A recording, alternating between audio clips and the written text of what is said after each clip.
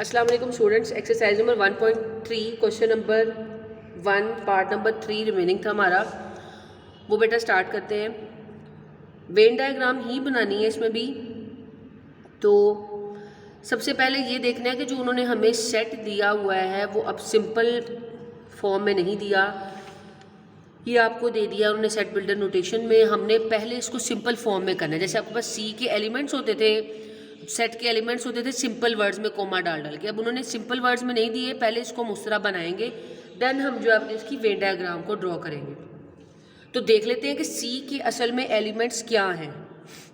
उसने कहा है सी एक्स सच दैट एक्स, वो एलिमेंट्स को उसने एक्स का नाम दिया, जैसे 1 2 3 4 5 6 होते हैं ना। अब उसने कहा वो एक्स एलिमेंट्स हैं such that X belongs to N, इसको कहते हैं बिलोंग्स टू, यानी वो बिलोंग कर रहे हैं एन में से, यानी नेचुरल नंबर में से वो लिए जाएंगे। एंड इसको कहते हैं एंड। एंड के बाद अब वो कहाँ से लेके कहाँ तक होंगे, ये जो एक्स वाले एलिमेंट होंगे, आपको पता है कि ये जिस तरफ ओपन होता है उसका मतलब होता है ग्रेटर, जिस तरफ बंद होता है उसका मतलब होता है लेसर। एक्स के एलिमेंट्स ग्रेटर होंगे 8 से, एक्स के एलिमेंट स्मॉलर होंगे 18 से, यानी 8 से बड़े और 18 से स्मॉलर, 8 से बड़े 18 से छोटे एलिमेंट्स लिख लें। 8 से बड़े कौन से होते हैं, नेचुरल नंबर।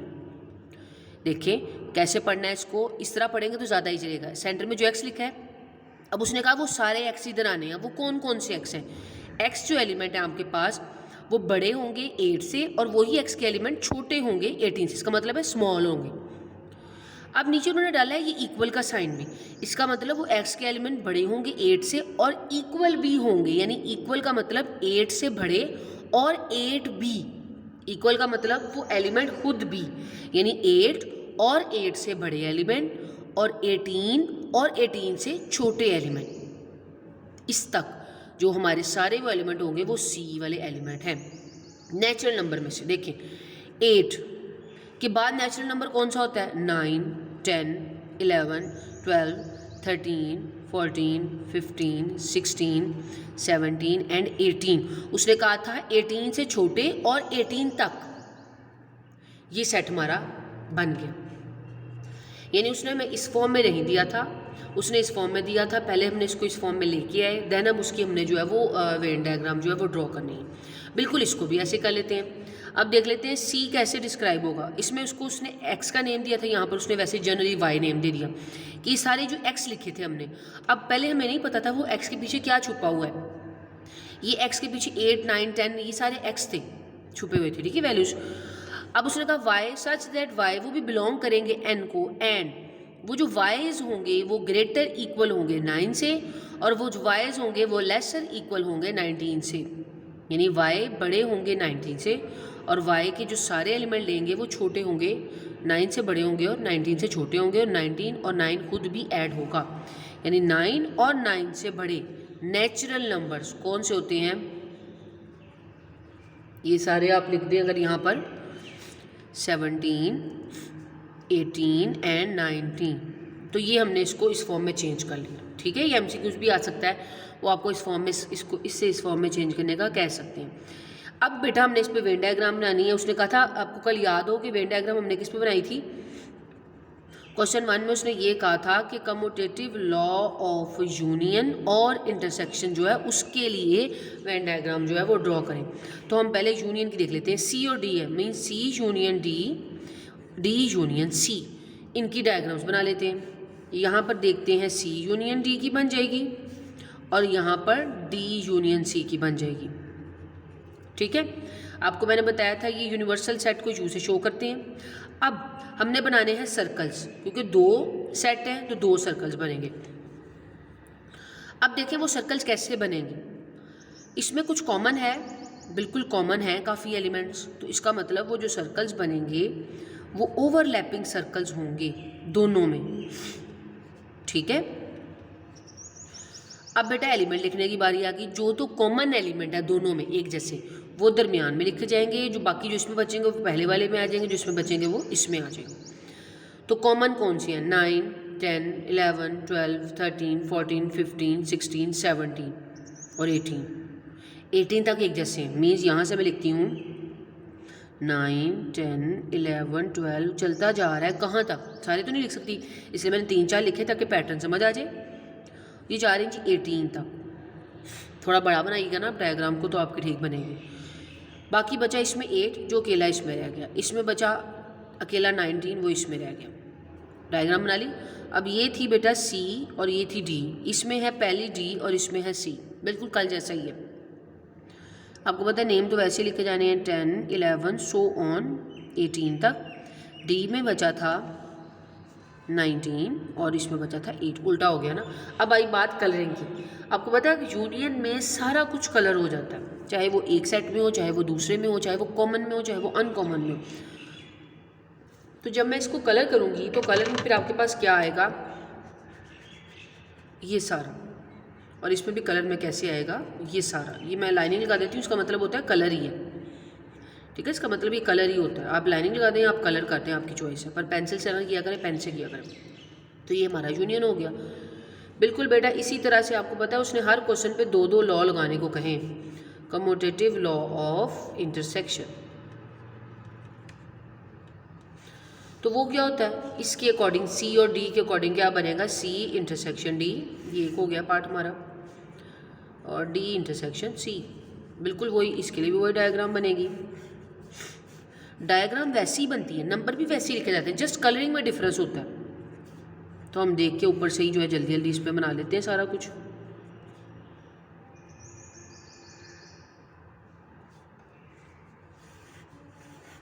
ठीक है,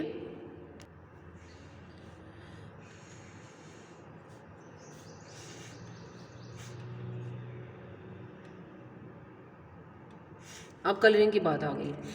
आपको पता है कि इंटरसेक्शन में क्या चीज़ कलरिंग में आती है, आंसर में क्या चीज़ आती है जो कॉमन होती है।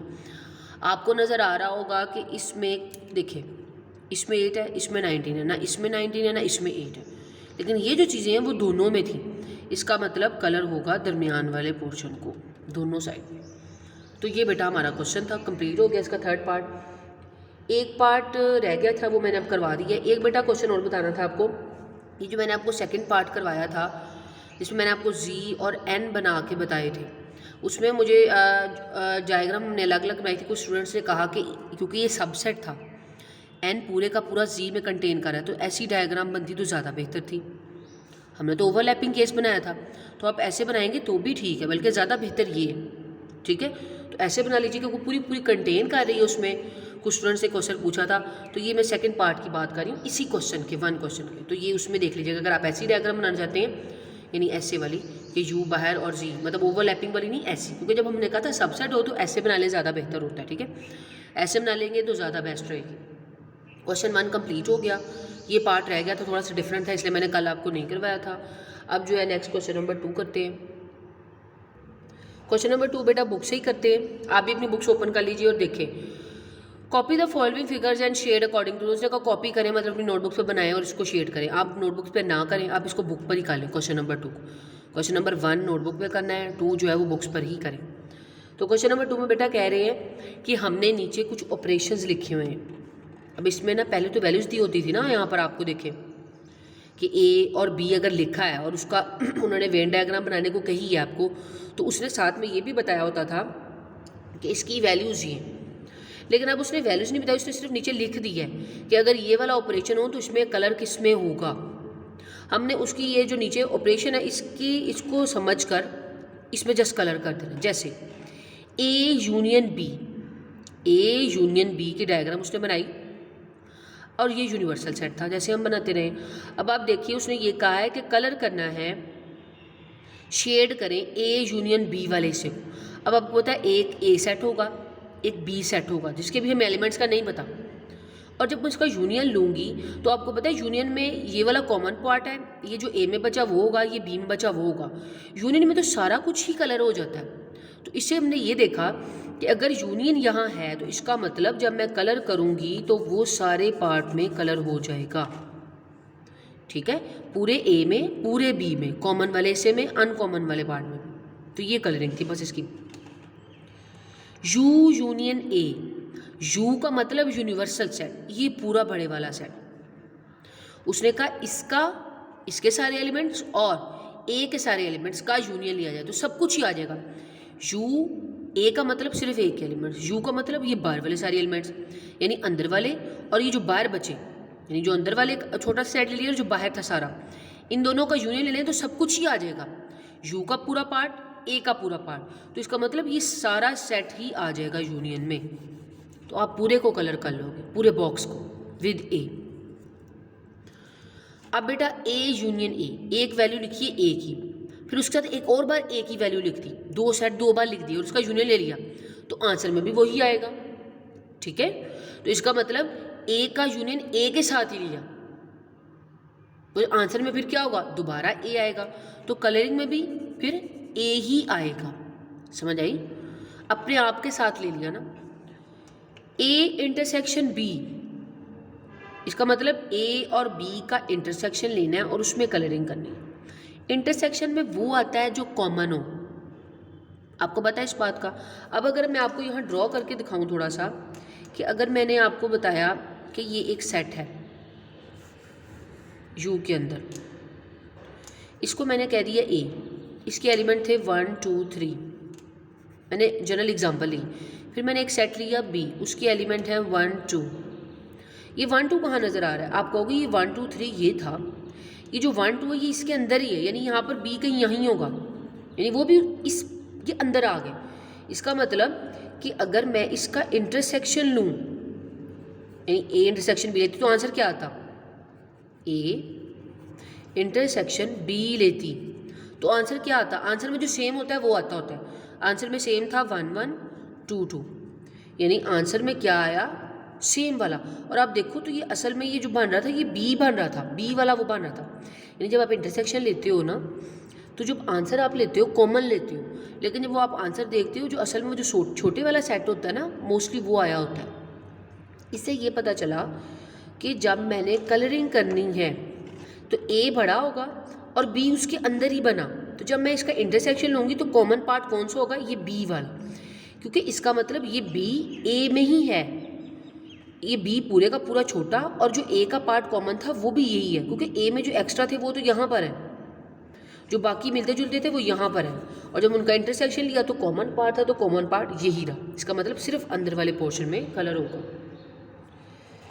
यू इंटरसेक्शन ए, बिल्कुल सेम वही काम है। यू बहुत बड़ा सेट है, ए छोटा सेट है, उन दोनों में कॉमन इंटरसेक्शन लेंगे, इंटरसेक्शन में आएगा कॉमन पार्ट, तो कलर किस में होगा फिर? ये कॉमन पार्ट। मतलब देखिए ना, जैसे समझे आप कि जो मैंने आपको ए बी की एग्जांपल दी, समझे ये यू था और ये ए है, फिर इसका इंटरसेक्शन लें यू और ए, समझे ये यू और ए। अब इसका इंटरसेक्शन लेंगे तो आंसर में फिर क्या आया? ये जो 1 2 था ये ए आया। इन इंटरसेक्शन में छोटे वाला सेट आ जाता है, तो कलर भी फिर छोटे वाले सेट में ही होगा, क्योंकि बड़े वाले में कुछ एक्स्ट्रा बचा होता है। ए इंटरसेक्शन ए, एक सेट है मेरे पास बेटा ए 1 2, दोबारा ए 1 2, ए इंटरसेक्शन ए लूँगी, देखिए ना, एक बार ए लिया दूसरी बार ए लिख दिया। ए का मतलब था ये, फिर ए का मतलब था ये।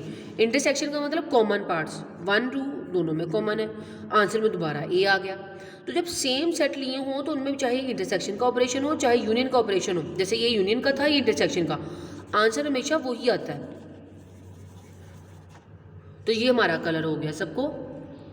अब आपने ये बुक पर ही कर लेना है, ये जो है नोटबुक पे कर लेना है। आज का काम थोड़ा छोटा है तो हमने इस एक्सरसाइज को यहीं तक करना था बेटा, क्वेश्चन नंबर 2 तक ही करना है। अभी जब आप स्कूल आओगे तो फर्दर हम देख लेंगे अगर नेक्स्ट करना हुआ, अदरवाइज़ जो आपका इस चैप्टर का है ना, ये अब चैप्टर कंप्लीट हो गया है, हमने क्वेश्चन नंबर 2 तक इसे करना है। मेन काम ये था कि आपने इस चैप्टर में जो मैंने लॉज पढ़ाए हैं ना, associative law, commutative law, distributive law, De Morgan law, ये चारों आपको फिंगर टिप्स पे आनी चाहिए, इनकी स्टेटमेंट्स, क्योंकि वो एमसीक्यूज में आ सकते हैं, शॉर्ट क्वेश्चन में आ सकते हैं, लॉन्ग क्वेश्चन में उनके थ्रू लॉन्ग क्वेश्चन पूछा जा सकता है। डेफिनेशन सारी आनी चाहिए। और अब आपका जो आज होमवर्क है वो ये है बेटा कि ये सारे रिव्यू एक्सरसाइज के जो क्वेश्चन हैं ये आप लोगों ने बुक पर टिक करके आने, ठीक है।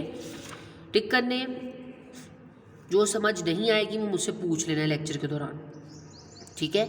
जो थोड़े डिफ़िकल्ट हैं, जो थोड़े डिफरेंट हैं, वो मैं कल के लेक्चर में आपको सॉल्व भी करवा दूँगी जब आपसे पूछूंगी। बाकी जो है आज जो आप लोगों ने ये कर लेने हैं रिव्यू एक्सरसाइज, क्योंकि होमवर्क थोड़ा मिला है, ये बुक पर टिक करने हैं। अगर कोई क्वेश्चन सॉल्व करने वाला है तो बुक पर सॉल्व करके देख लीजिएगा, चाहे नीट कॉपी पे कर लीजिएगा उसको, चाहे यहाँ साइड पे स्पेस है यहाँ कर लीजिएगा, लेकिन ये कर लेने हैं। एक दो इसमें डिफरेंट है वो मैं आपको करवा दूँगी।